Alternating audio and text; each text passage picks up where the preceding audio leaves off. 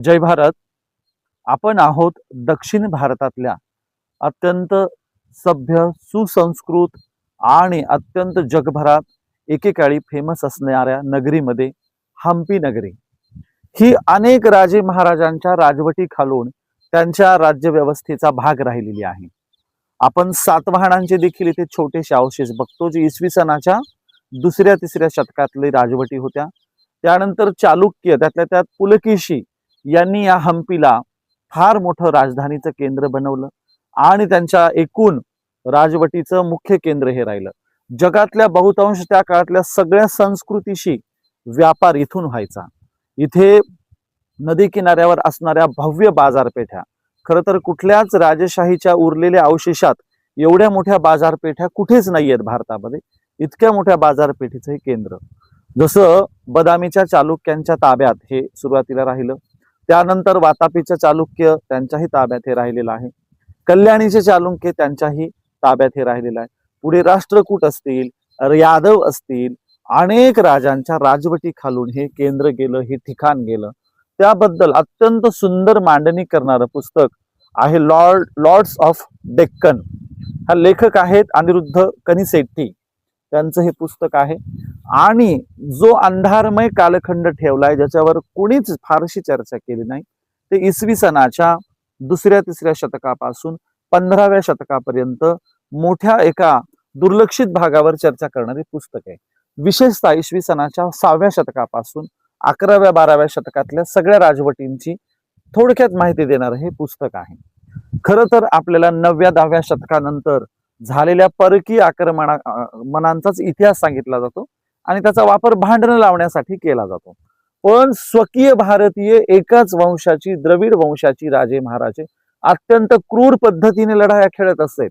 हत्तींचा वापर, एकमेकांच्या राजवटीतल्या स्त्रिया पळवून नेणे, स्त्रियांना त्यांच्याशी विवाह करून पुन्हा सोडून देणे असेल, किंवा एकमेकांच्या उभ्या केलेल्या भव्य वास्तू उद्ध्वस्त करणे, थेट नगरामध्ये राजवाड्यापर्यंत हल्ला करणे, राजवाडे जाळून टाकणे, एकमेकांचं सोनं लुटणे, एकमेकांच्या उभ्या केलेल्या वास्तू उद्ध्वस्त करणे किंवा उभ्या केलेल्या वास्तू समोर स्वतःची प्रतीक उभी करणे, असं अत्यंत क्रूर असं एक राजकारण, क्रूर अशा राजवटी देखील या देशात इसवी सनाच्या दुसऱ्या शतकापासून 14व्या-15व्या शतकापर्यंत होऊन गेल्या. आपापसातली भांडणं, आपापसातले वैमनस्य, आपापसातलं वैर या नादामध्ये सर्वसामान्य जनता दरवेळी भरडली गेलेलीच आहे. जनतेचा अतिरिक्त युद्धामध्ये वापर करणं, जनतेला जाणीवपूर्वक युद्धात सहभागी करून घेणं. सुरुवातीला सगळी लोक ही युद्धामध्ये लोटली जायची आणि तांडेच्या तांडे शत्रूवर चाल करण्यासाठी बायका, पोरं, लेकरं, बाळ आणि युद्धाचा ताफा घेऊन ती जायची.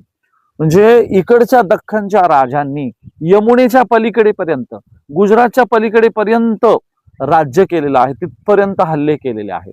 आणि म्हणून उत्तरेकडून सुद्धा हर्ष राजाचा मोठा गट या पुलकेशीवर देखील चालून आलेला होता. म्हणून भारतामध्ये संस्कृत्या ज्या उभ्या राहिल्या त्या गरिबांच्या शोषणातूनच, गरिबांना पायात घालूनच, गरिबांचं शोषण करूनच. तरी देखील हे दक्षिण भारतातल्या अत्यंत उभ्या राहिलेल्या सुंदर वास्तू, भव्यतेच्या वास्तू जसं राजाची माहिती देतात, तसं श्रमिक कष्टकऱ्यांची देखील माहिती देतात. श्रमिक कष्टकऱ्यांनी देखील आपल्या श्रमातून हे सगळं उभं केलेलं आहे, ते सांगत असतात.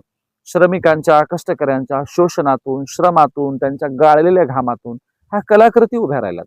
राजा काही कोरायला आला नाही, राजाने काही सांगितलं नाही हे असं कोरा. त्या कोरण्याची प्रतिभा, त्यात आलेलं सगळं सौंदर्य हे श्रमिकांचे, कष्टकऱ्यांचे, सर्वहारांचे, गरिबांचे. त्यामुळे सुंदरता ही गोरगरिबांनी दिलेली आहे. आणि म्हणून ह्या एवढ्या सुंदर वास्तू नक्की एकदा बघायला आलं पाहिजे. हम्पी शहर बघताना तुम्हाला किमान 2 दिवसाचा तरी वेळ घ्यावाच लागेल, इतकं भव्य असं हे सगळं नगर आहे. आणि एक जाताना मी सांगेल, काय संदेश देते ही संस्कृती, ह्या सगळ्या नगर, ह्या उभ्या राहिलेल्या वास्तू. तर ज्याच्या सूर्याचा उदय होतो त्याच्या सूर्याचा अस्तही होतच असतो. कुणीच अमरपट्टा बांधून आलेला नसतो. कुणीही कितीही गर्वाणी भव्य दिव्य वास्तू उभं राहू द्या, त्याचा शेवट होणारच आहे, समारोप होणारच आहे. एकेकाळी मोठी रेलचल असणाऱ्या ह्या वास्तू आज भग्न अवशेष म्हणून त्या इतिहासाची साक्ष देत आहेत. काय साक्ष देत आहेत? ते सांगतायत सगळ्याच संस्कृतींना उद्ध्वस्त व्हावं लागतं, सगळ्याच राजे महाराजांना संपावं लागतं. कुणी किती उंच सिंहासनावर बसून गर्व मिरवला तरी त्याचा अस्त होणारच असतो, त्याचा समारोप होणारच असतो. आणि म्हणून ह्या सगळ्या संस्कृती आपण एकदा बघितल्या पाहिजे. मग लक्षात येईल की या देशामध्ये वास्तव काही नाही, जग अनित्य आहे, नित्य काहीच नसतं, सगळंच अस्ताला जाणार आहे, संपणार आहे. धन्यवाद. पण हे पुस्तक मात्र नक्की वाचा. धन्यवाद.